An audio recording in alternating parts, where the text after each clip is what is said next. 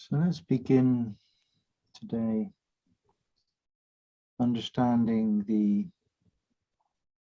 two components of magic, which we're seeing as the yin and the yang side. The yin side is to create an atmosphere, to create an inner state that's projected into the atmosphere around you. And then to introduce into that special atmosphere intention.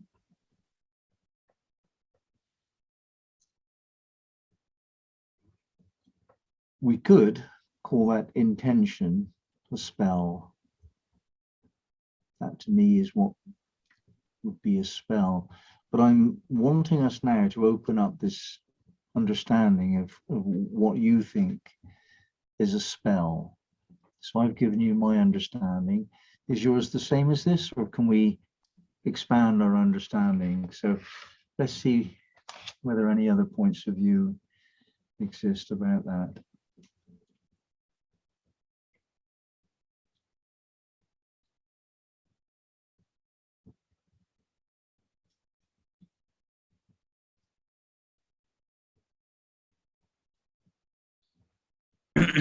Well, a spell for me has to do with words. No, that's why it's like a sort of incantation where you sing. No, I don't know. Well, when it's how you create a new reality. No, even in the Old Testament, when in the Genesis God said, no, and He said something. No, that's an incantation, a spell. No, He didn't do anything. He didn't see. He didn't think. He said something. So it's like through the means of the word, creating something that you have first in a mind, probably, or in the mind. So it's a way of creating a new reality through that kind of magic, which are words. No, so for me that's well, it could be a start for saying what a spell is. Very good, thank you. Mm-hmm.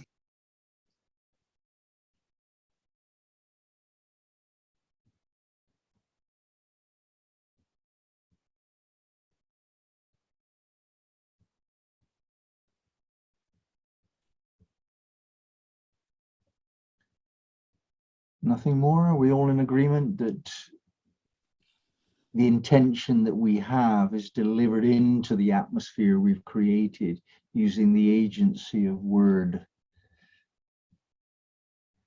Is it possible to do magic without speech, without saying the word or singing? It is. Natasha's suggesting. What's your suggestion? I think I can guess.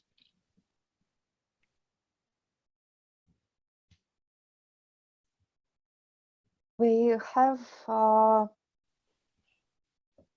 every have own magnetism, own atmosphere, and when we focused our attention on the one of point of inner state, physical or mind or emotional state or soul or spirit, we focus this atmosphere, this state, this energy, and create around magnetic fields, and it influence on the another people and on the world, and we can focus our attention on the different qualities when we read mantra or vazifa, and we use words, but after that we have stayed without words, fikra sir, and when we can remember only state one moment, and we put ourselves in this state and stay with strong attention or relax in this state when we friendly with it. We have strong in our magic and with our presence. Okay. So the phrase there which Natasha used, fikr asir, Fikrasir, is an Arabic phrase. It means the secret of the practice, the silence of the practice. So in the Sufi magical method, the words are used to create the intention. But it is understood in Sufism that the highest power of that is not when you're actually speaking the word, but when you're hearing the sound of the words, you're remembering what you heard yourself say before. And even you can go to the highest level, fikr asir, when you're not even listening for it because you're in that state completely. That's what is discussed here.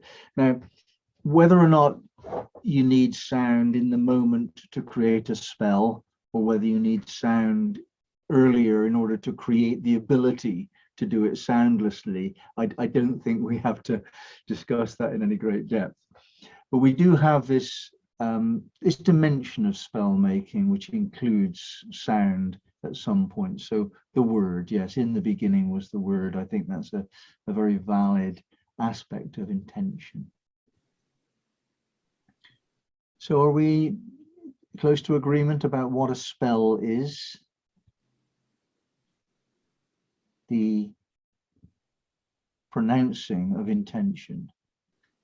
And even on the very subtle level, you might not hear it said, but you're pronouncing it inside in silence. So there's that, the very seed of a word. That's the secret. You know, you know what word you would say if you spoke, but maybe you don't have to speak it. That's where I would go with that. So anybody sort of have an idea about why that works? How does a spell work?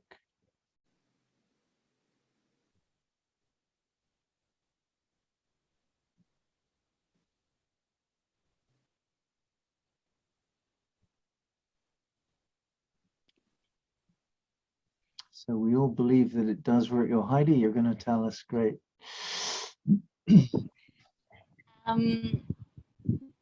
It creates an energetic field where that already exists, and then it naturally flows into the experience. Yeah. That works for me. It's very hard to explain something which is pretty inexplicable. So that's pretty good. Yeah, we're creating a field, and the yin side of magic is a lot to do with creating the field, a lot to do with it. But the yang part, the spell making, is making that very specific indeed. And that specificity has some kind of match. It marries up with the energy field itself and draws that specific aspect of the energy to you in the physical. So we're calling up the manifestation of an idea, and nothing else happens. That's how everything is created.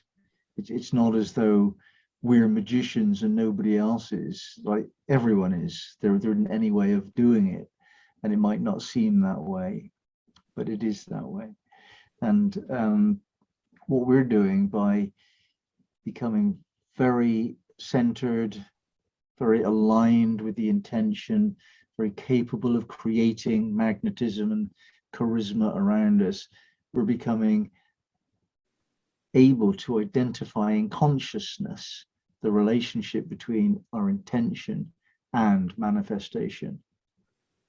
And what I want to do now is to study in some depth the process of that bridge between the intention that we have and manifestation.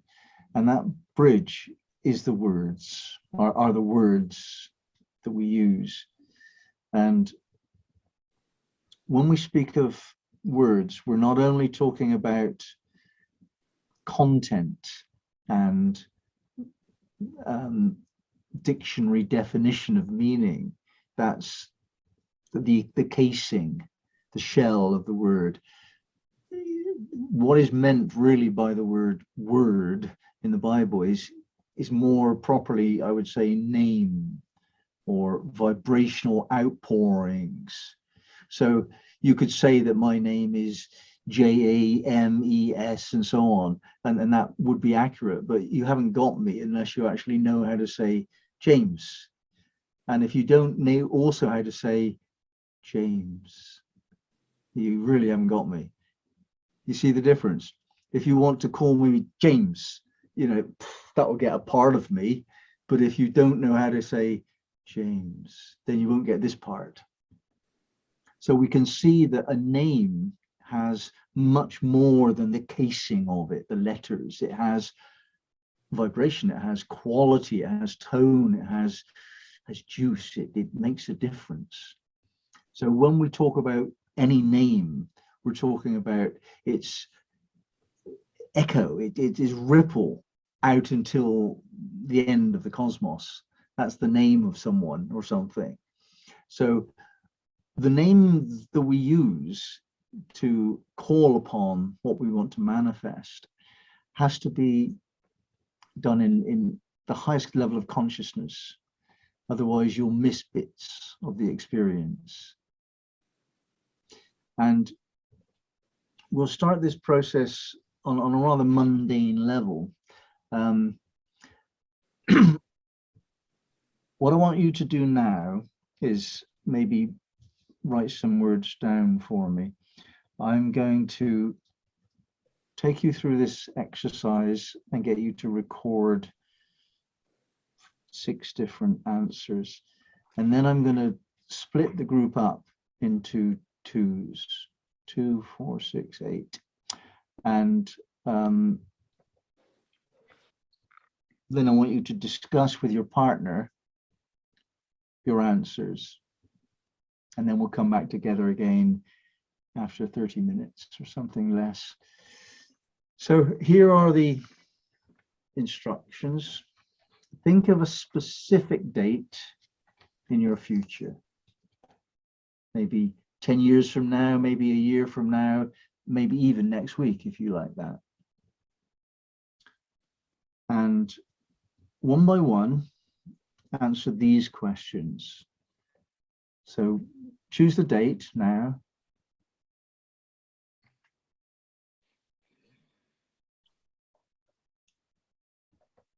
So by that date, what do you want?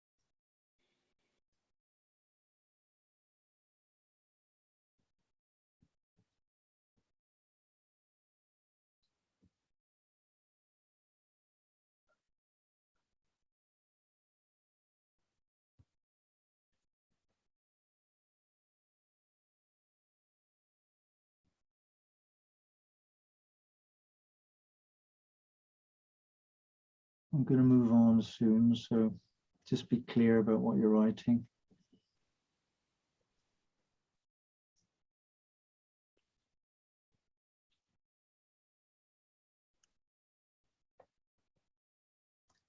So just keep this date in mind. Next question, what do you need?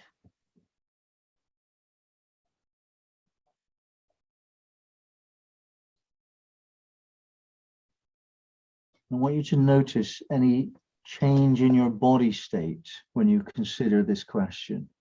If it's different from the previous one, do they both feel the same? What do you need?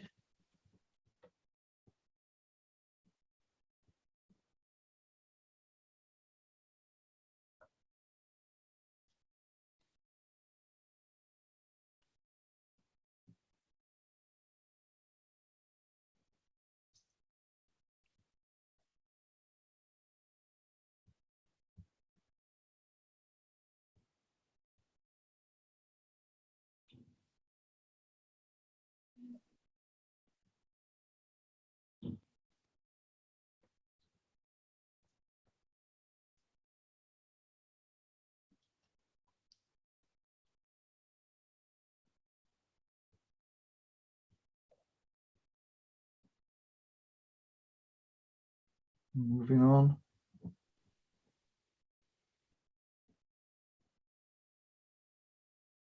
What do you choose? What do you choose?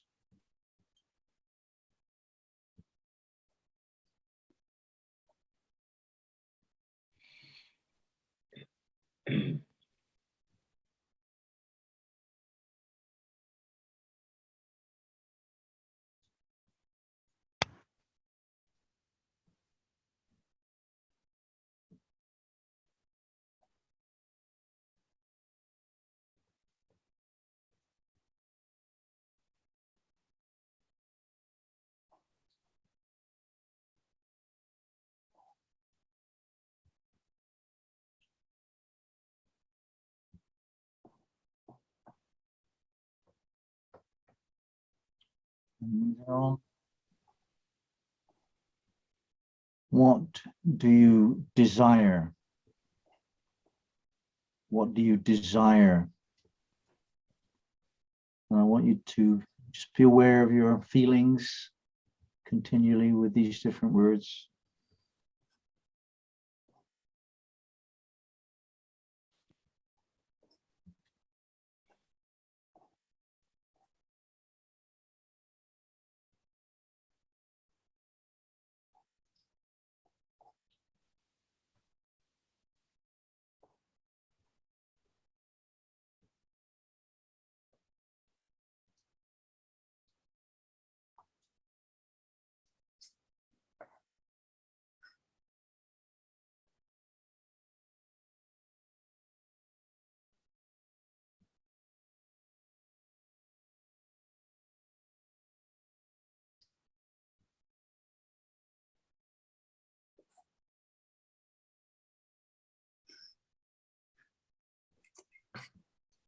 Okay, so now, what do you expect?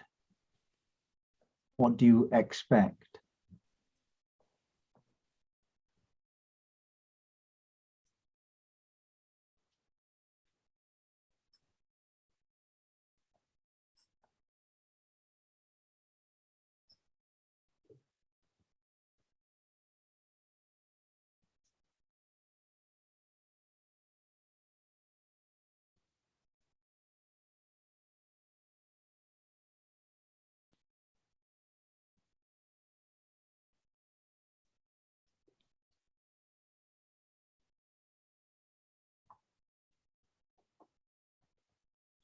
And the last question,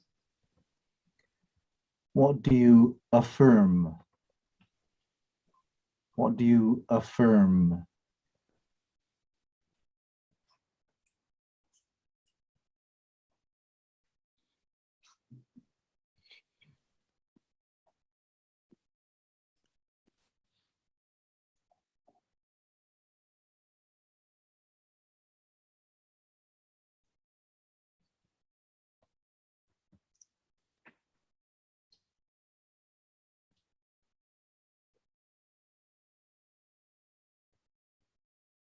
Does anybody need more time?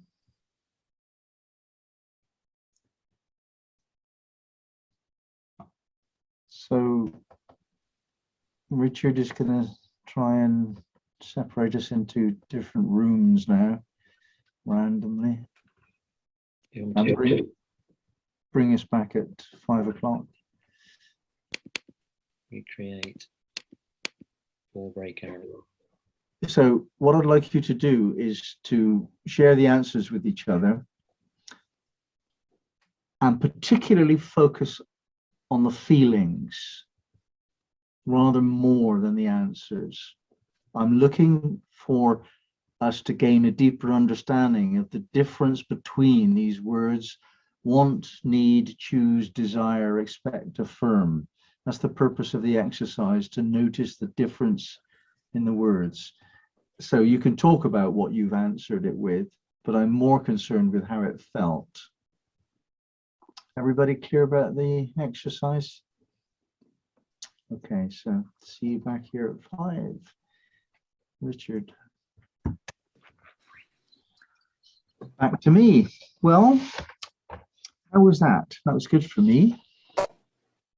Good process. Any insights? Anybody wants to share?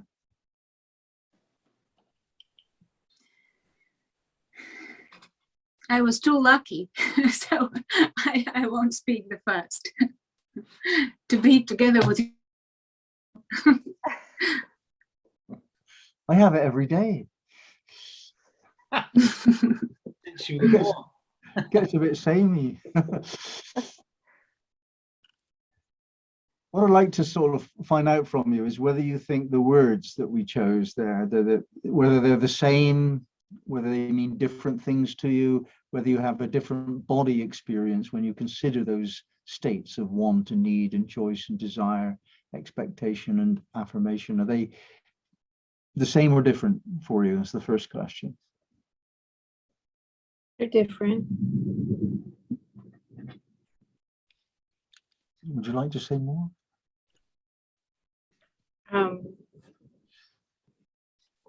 No. Alvaro. Yeah, they have different weights, no? And I believe that depending on our upbringing, even they do have different weights, no? Me having all this. Yeah, there's a cultural question here. I have not the ability to know what the words really mean in somebody else's culture. So this is experimental to a point, but you can't always translate words accurately anyway. But let's take, for example, the word want. It is actually misused more often in English than not. Want means you're absent of something. It's missing. For want of a horse, my country is lost. Richard III in Shakespeare, you know, it's a want. It's a hole inside of you. So that's want. It's not the same as desire. Desire is a magnetic attraction between what you are fully, and what's a celebration of that. It's quite a different feeling, but people usually speak of desire as want. I want that, and it's like, well, that's not what they really mean. They desire that, and it sounds different to me. It feels different to me. So that's one thing. Also, need, of course. It is not considered a very high spiritual principle to need anything. You know, whereas desire is thought to be absolutely an expression of spirituality. Need is not. It's the proof that you aren't quite there yet. Is that controversial, or do we all understand it the same way? Yeah. And most ordinary people, the muggles, they don't see it that way, and that's why they're muggles. What about the difference between expectation and affirmation? What is the similarity and difference between that pair?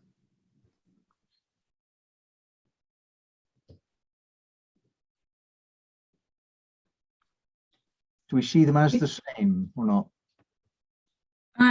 It seems to me but I'm not native English, But anyway, for me, expect means something what might come also from outside, and affirm it would always comes from myself. That's great. What were you going to say? Yeah, that's good. What were you going to say, Richard? I found it or find it difficult or impossible to affirm something that I don't expect. How about expect something that you don't affirm?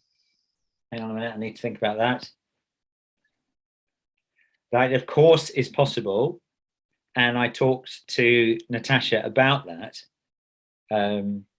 and said that I rarely affirm things. But I do expect a lot. And when you expect things, are they good things or bad things? Mostly good. Mostly good. Some bad, but. Mhm. But are these things dependent on you, or you expect them? The other thing I spoke to Natasha about was, for me, expectation often comes from the need to be committed to and something, and to exercise self-discipline. It doesn't seem right to expect Spirit, the universe, God to deliver something to me from outside if I'm not doing my part to receive it. So the example I gave was, if I can't expect this. Let me think about this. If I choose to eat unhealthy foods, it would be unfair of me, unreasonable of me, to expect the universe to deliver to me a medication-free, healthy body. That's my belief.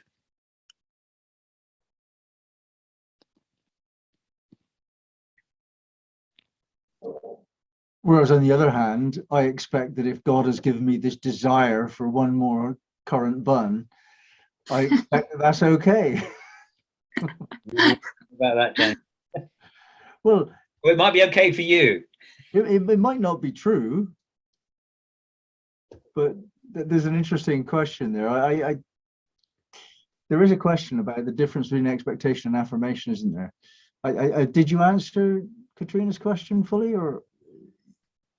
I don't know. Did I answer your question? You seem to say you're expecting the rules of karma to operate. But there's also dharma. There is also dharma, yeah.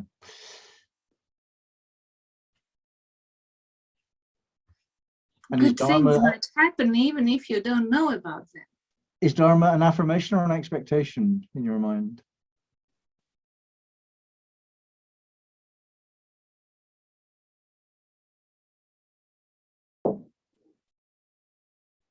Heidi. Thank you for that. I am going to reprogram Dharma as an expectation. I'm going to start to associate those two. Yeah, I've been the law of karma, right? It's been very present in my life over the last years, simultaneously with Dharma. But I think it's a very good thing to associate those two, to expect Dharma. So the affirmation naturally flows from it. Thank you. Over. We were talking with Silvana about it, and what I feel with expectation is that it's always in the future.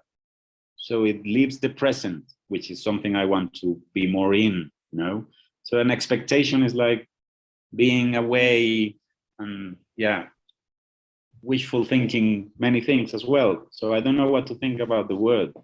It rings strange for me. Yeah. Good point, isn't it, Heidi? It seems that when you use it that way, it's associated with hope.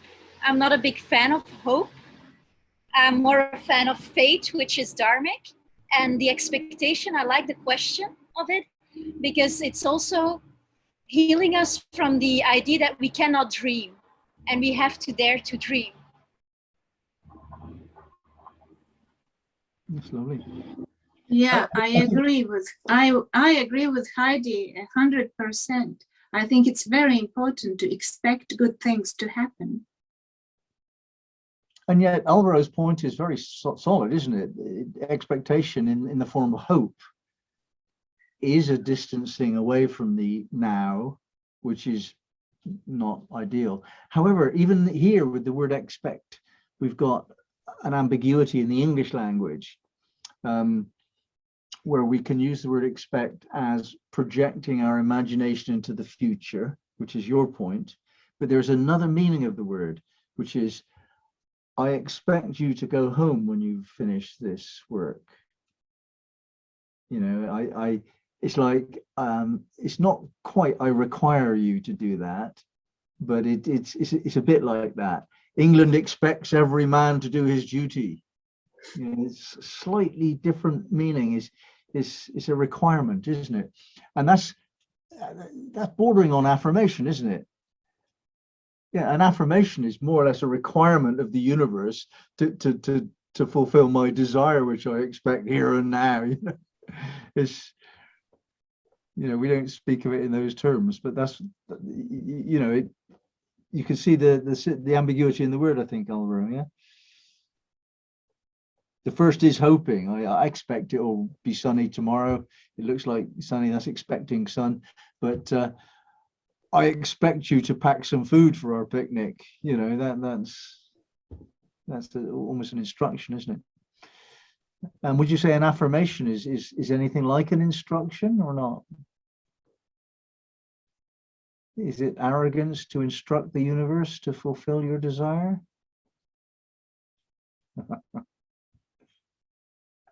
Heidi. An affirmation for me is an invitation, and I present my readiness to receive. Mm-hmm.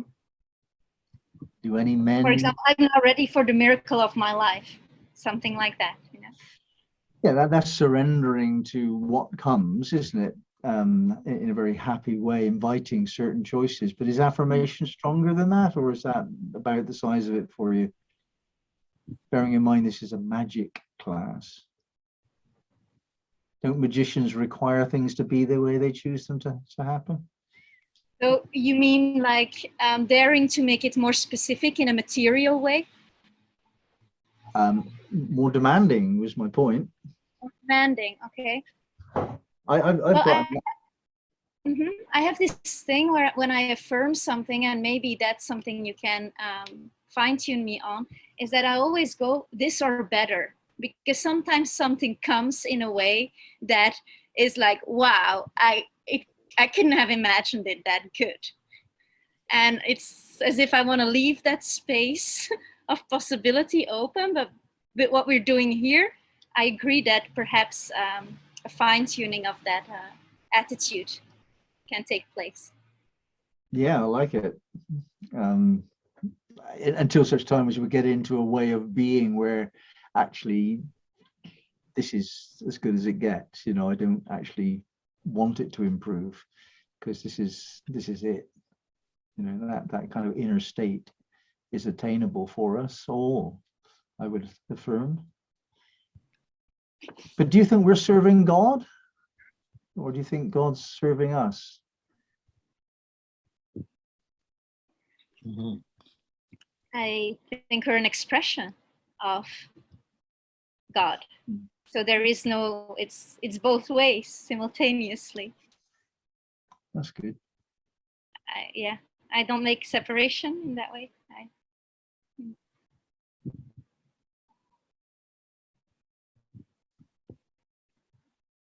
I think that by serving ourselves, we're serving God. Lovely.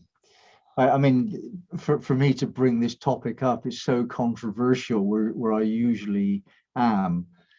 It's just met with a sort of slight boring interest here. Of course, this question arises. A lot of people believe that we should serve God, and I don't. No, I think that's the wrong way of putting it. And controversially, I say it's job's God to serve me, you know, just to be provocative. But I like Heidi's answer better. I don't really feel like I'm demanding very much of God.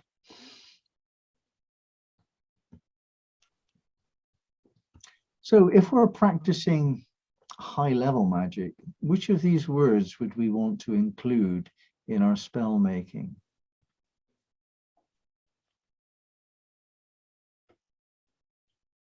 Affirmation, absolutely no. It's Yeah. grounding. Choose. Choose also, I think. It's a good word.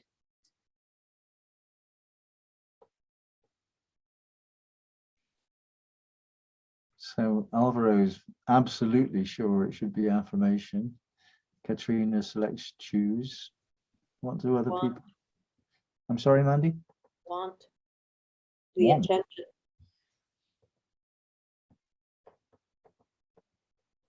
Okay, 3 different choices.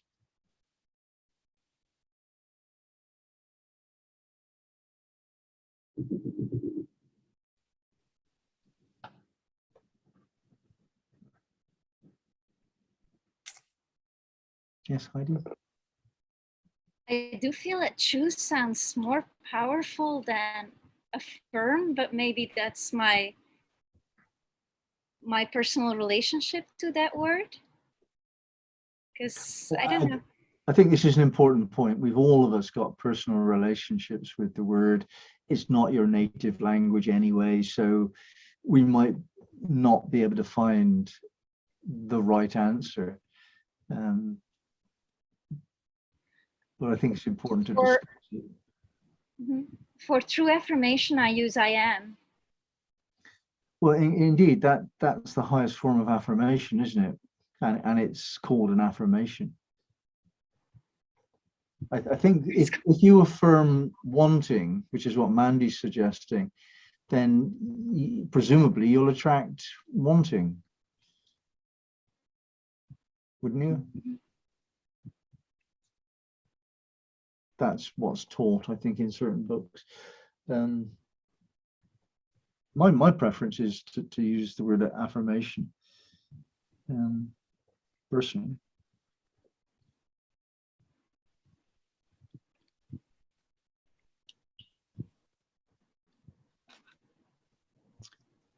I think the important point here is that most people use words casually without much awareness of the impact upon their feelings and the importance of selecting the appropriate word for whatever purpose they have. And if our purpose is to create the future, we would create different futures according to which of these words we used. And words like I am are taught to be the strongest form of affirmation. And we move into that state. I love the teaching both in Rastafarian spiritual philosophy and Aramaic Christianity. They have exactly the same principle. Do you know what they call God in Rasta language? Bob Marley, what does he call God? I'm sure you've heard it. I and I.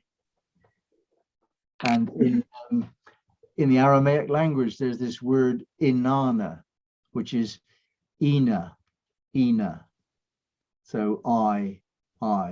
So inanna means I and I in Aramaic. And the Beatitudes, the teachings of Jesus on the Mount of something or other, Olives maybe, he began all of those some of those with inanna nure dalma, I am the bread of life. Or I can't remember the exact words, but inanna, it's an Aramaic mantra, and there it is in the Rastafarian language. It's great. I love it when that happens. So I am in affirmation. And there is a teaching in one of the traditions, I am that I am. that's central in some Hindu philosophy, isn't it? Mhm. I think that must be the same kind of thing. And I believe that's what we're doing when we're using affirmations. We're trying to align the I of the soul with the I of the ego. And when that alignment occurs, I and I is in the room. You know, Inanna is present, and then we have a direct plug into the matrix, the field of magnetism. Okie dokie. So that's all I have to say.